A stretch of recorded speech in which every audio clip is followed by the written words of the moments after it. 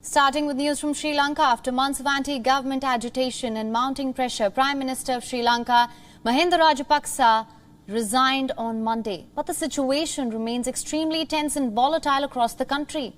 On Monday, at least 7 people were killed, more than 190 injured in a wave of violence between Rajapaksa supporters and anti-government protesters.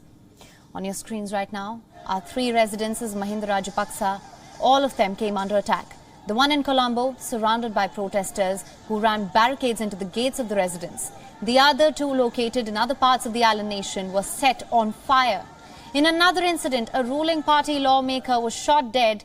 An anti-government protester then took his own life during the clashes. Opposition MP Sajith Premadasa also came under attack, but he was attacked by a huge mob. These are the visuals on your screens right now. His security staff later bundled him into a car, driving off from the scene. Mobs also attacked the controversial Rajapaksa Museum. This museum is located in the ruling family's ancestral village. It was constructed in the year 2014 when Mahinda was president. 2 wax statues of the Rajapaksa parents were flattened, the building trashed. The house of another MP was also set on fire. He was the one who led a mob to attack the Galle-faced protesters. Dozens of buses were also torched or damaged across the country. These buses were used by the Rajapaksa supporters to travel to Colombo. 3 pickup trucks were also pushed into a lake. The violence began when Rajapaksa supporters attacked anti-government protesters. Most of these supporters were ferried from rural areas. They chanted pro-Rajapaksa slogans. They attacked unarmed protesters.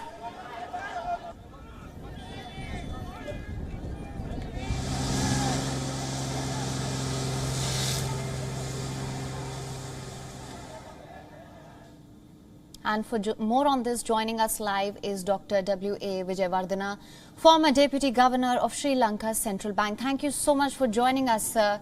Now, to begin with, what is your take on the current situation in the country? We've seen the economic crisis spiral. The Prime Minister stepped down, but as you know, the unrest continues. Well, it is very correct when you say that the country's situation is tense and also volatile. But it is more volatile with respect to the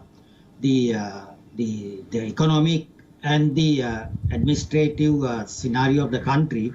That is because when, in terms of the constitution of Sri Lanka, when the Prime Minister resigns, the entire cabinet of ministers stands dissolved, and when the cabinet of ministers stands dissolved, the secretaries to ministries also cease to hold office. So therefore, we don't have a Prime Minister, nor do we have a cabinet, and we don't have even the secretaries to ministries of various ministries.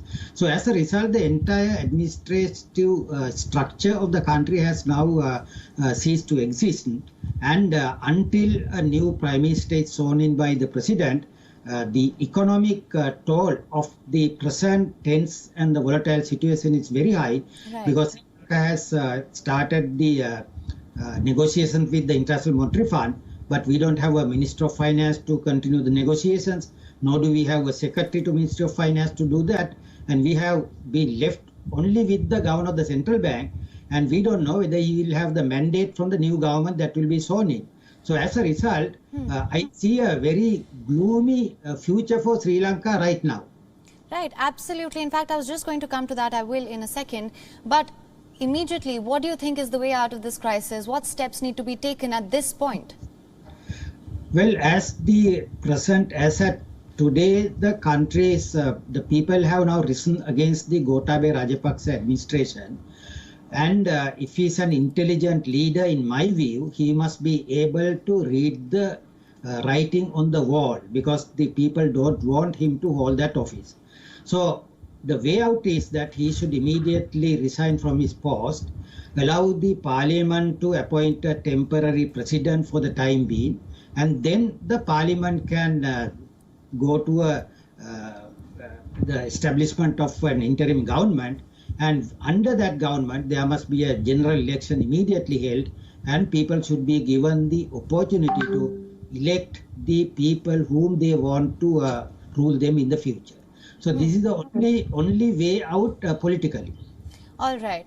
Now, talking about the economic crisis, what are your expectations in the talks with the IMF? Also, what are some immediate measures required on that front? We've heard a lot about debt restructuring and setting sustainable financial goals. How effective do you think these strategies will prove to be?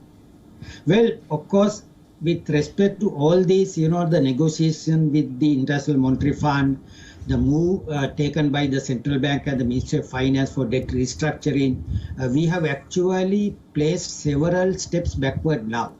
Because there is no mandate for the present governor of the central bank from the government to do the debt restructuring. So as a result, until the new government is sworn in, we will have to stop the entire process right now.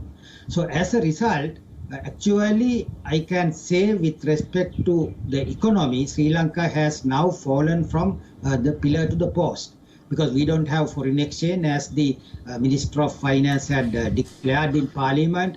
Our usable foreign exchange reserves have fallen below 50 million US dollars, but the Minister didn't give the full story to Parliament because we don't have a positive balance of foreign exchange in the central bank right now. It is negative to the extent of 4.2 billion US dollars.